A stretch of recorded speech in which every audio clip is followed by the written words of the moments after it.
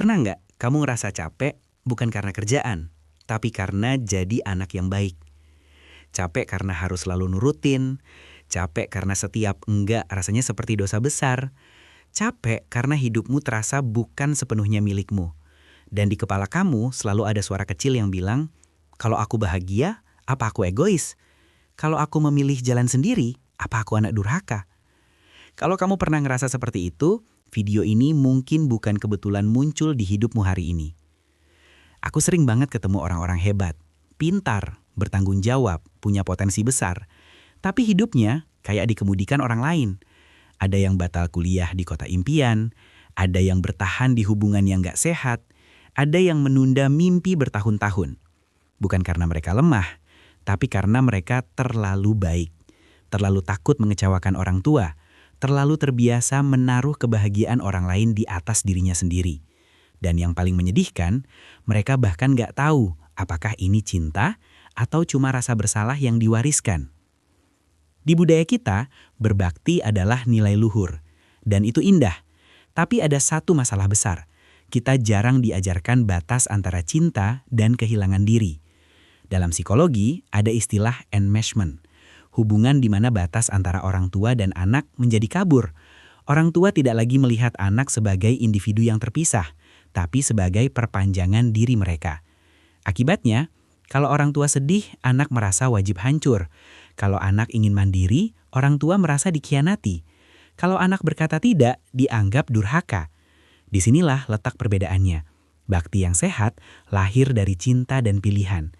Enmeshment lahir dari rasa takut dan kewajiban. Bakti yang sehat membuatmu ingin memberi.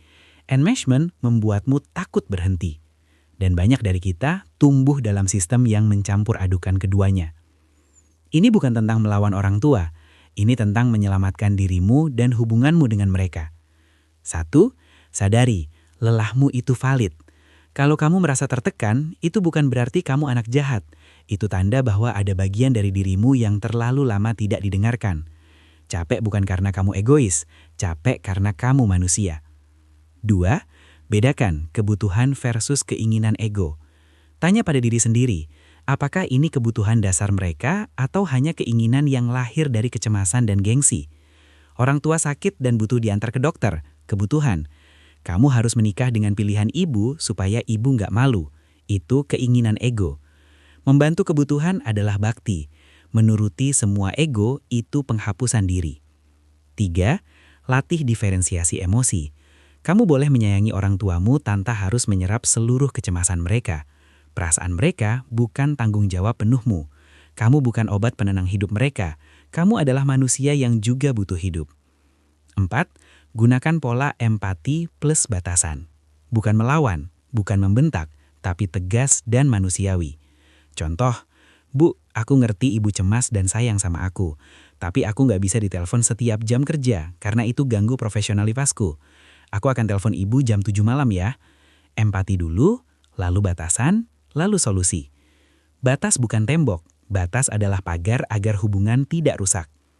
Sekarang, aku ingin kamu jujur sebentar sama dirimu sendiri. Di bagian hidup mana kamu merasa aku hidup bukan sepenuhnya untuk diriku?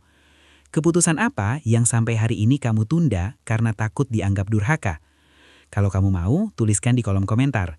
Bukan untuk dihakimi, tapi supaya kamu tahu, kamu tidak sendirian. Menjadi anak berbakti tidak sama dengan menjadi boneka.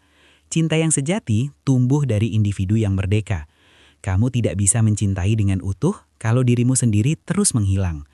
Menetapkan batas bukan berarti berhenti menyayangi. Justru itu cara menjaga agar cinta tidak berubah menjadi dendam yang diam-diam. Kamu berhak punya hidup, dan orang tuamu tetap bisa kamu cintai. Dua hal itu bisa berjalan bersamaan, pelan-pelan. Hari ini cukup sadari satu hal, kamu bukan durhaka hanya karena ingin menjadi dirimu sendiri.